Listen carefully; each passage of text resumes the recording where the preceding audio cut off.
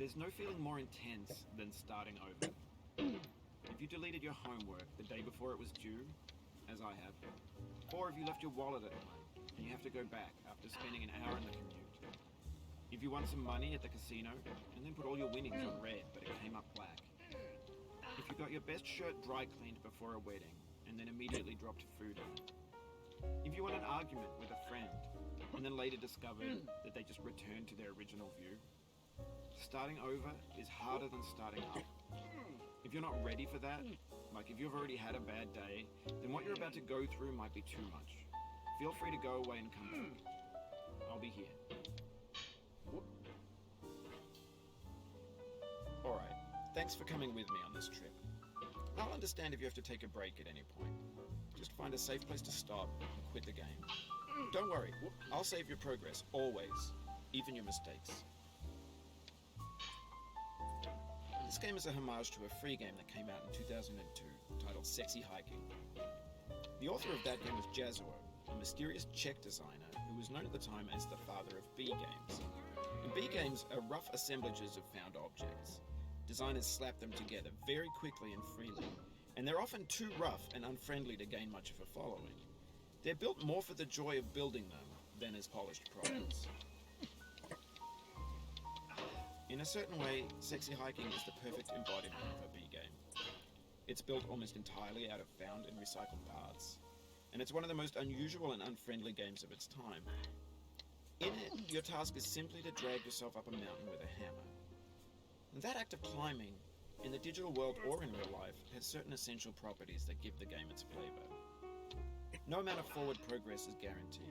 Some cliffs are too sheer or too slippery, and the player is constantly, unremittingly in danger of falling and losing everything.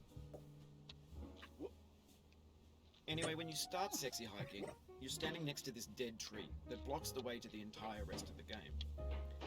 It might take you an hour to get over that tree, and a lot of people never got past it. You prod and you poke at it, exploring the limits of your reach and your strength, trying to find a way up and over. And there's a sense of truth in that lack of compromise. Most obstacles in video game worlds are fake. You can be completely confident in your ability to get through them once you have the correct method, or the correct equipment, or just by spending enough time. In that sense, every pixelated obstacle in Sexy Hiking is real. The obstacles in Sexy Hiking are unyielding, and that makes the game uniquely frustrating. But I'm not sure Jazuo intended to make a frustrating game. The frustration is just essential to the act of climbing, and it's authentic to the process of building a game about climbing. A funny thing happened to me as I was building this mountain. I'd have an idea for a new obstacle, and I'd build it, test it, and it would usually turn out to be unreasonably hard. But I couldn't bring myself to make it easier. It already felt like my inability to get past a new obstacle was my fault, as a player rather than as a builder. Imaginary mountains build themselves from our efforts to climb them, and it's our repeated attempts to reach the summit that turns those mountains into something real. When you're building a video game world, you're building with ideas, and that can be like working with quickset cement. You mold your ideas into a certain shape that can be played with, and in the process of playing with them, they begin to harden and set until they're immutable, like rock. And at that point, you can't change the world. Not without breaking it into pieces and starting fresh with new ideas. For years now, people have been predicting that games would soon be made out of prefabricated objects, bought in a store and assembled into a world.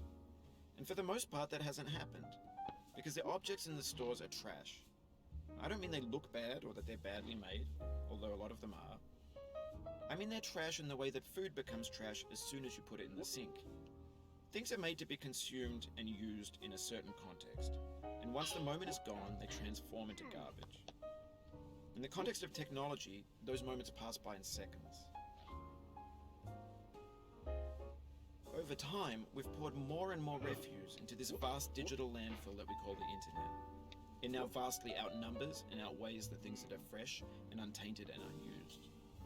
When everything around us is cultural trash, trash becomes the new medium, the lingua franca of the digital age. And you can build culture out of trash, but only trash culture. B games, B movies, B music, B philosophy. Maybe this is what digital culture is. A monstrous mountain of trash, the ash heap of creativity's fountain. A landfill with everything we ever thought of in it. Grand, infinite, and unsorted. There's 3D models of breakfast, Gen X's fanfic novels, scan magazines, green screen Shia LaBeouf, banned stuff scenes on LiveLeak. Facebook's got lifelike bots with unbranded adverts and candid shots of Kanye and Taylor Swift mashups, car crash epic failed GIFs, Russian dashcam vids, discussions of McRibs, discarded, forgotten, unrecycled, muddled, rotten, untitled. Everything's fresh for about 6 seconds, until some newer thing beckons, and we hit refresh. And there's years of persevering, disappearing into the pile, out of style, out of sight. In this context, it's tempting to make friendly content that's gentle, that lets you churn through it but not earn it. Why make something demanding if it just gets piled up in the landfill, filed in with the bland things? When games were new, they wanted a lot from you. Daunting you, taunting you, resetting and delaying you. Players played stoically. Now everyone's turned off by that. They want to burn through it quickly. A quick fix for the fickle. Some tricks for the clicks of the feckless. But that's not you. You're an acrobat. You could swallow a baseball bat. Now I know, most likely you're watching this on YouTube or Twitch, while some dude with 10 million views does it for you. Like a baby bird being fed chewed up food. That's culture too. But on the off chance that you're playing this, what I'm saying is, trash is disposable, but maybe it doesn't have to be approachable. What's the feeling like? Are you stressed? I guess you don't hate it if you got this far. Feeling frustrated? It's underrated. An orange is sweet, juicy fruit locked inside a bitter peel. That's not how I feel about a challenge. I only want the bitterness. It's coffee. It's grapefruit. It's licorice. It feels like we're closer now. Composer and climber, designer and user. You could have refused, but you didn't. There was something in you that was hidden, that chose to continue.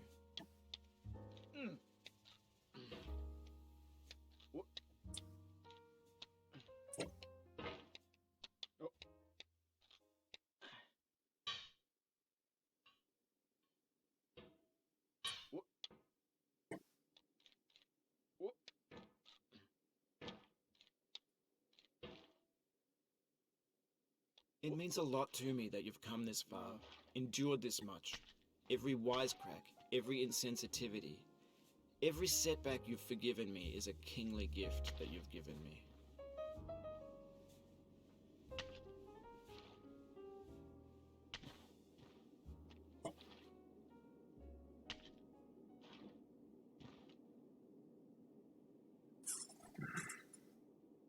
We have the same taste, you and I. It's not ambition, it's ambition's opposite.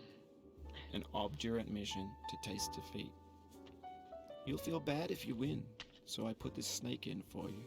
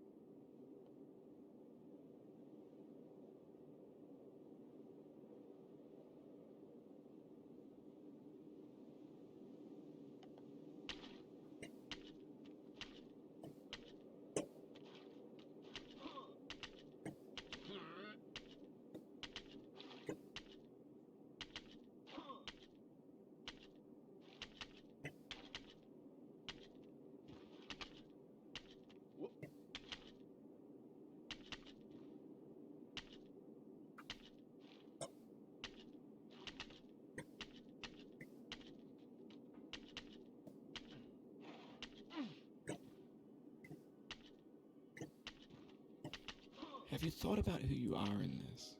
Are you the man in the pot, Diogenes? Are you his hand? Are you the top of his hammer? I think not. Where your hand moves, the hammer may not follow, nor the man, nor the man's hand. In this you're his will, his intent, the embodied resolve in his uphill ascent.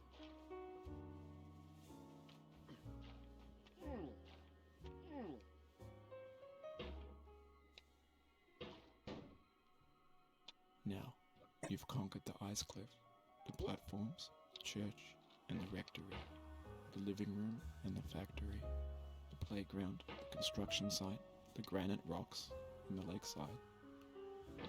You've learned to hike. There's no way left to go but up, and in a moment I'll shut up. But let me say, I'm glad you came.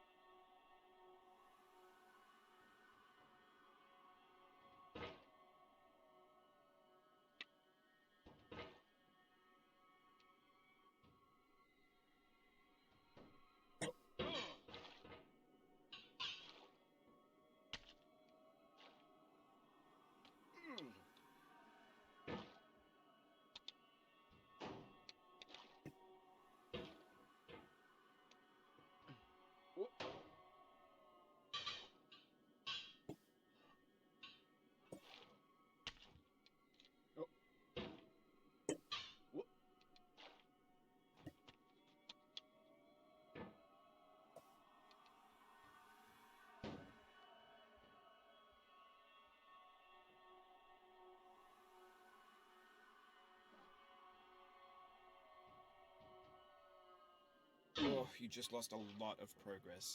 That's a deep frustration, a real punch in the gut.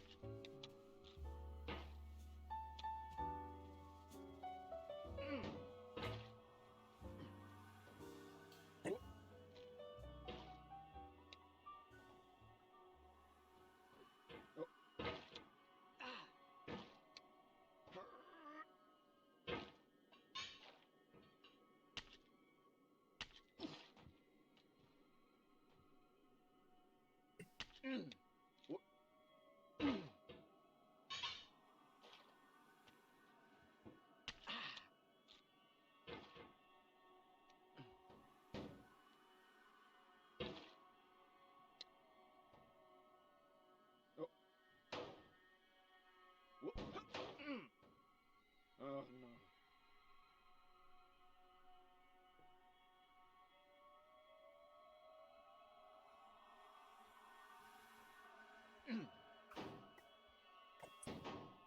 Oof, sorry about that.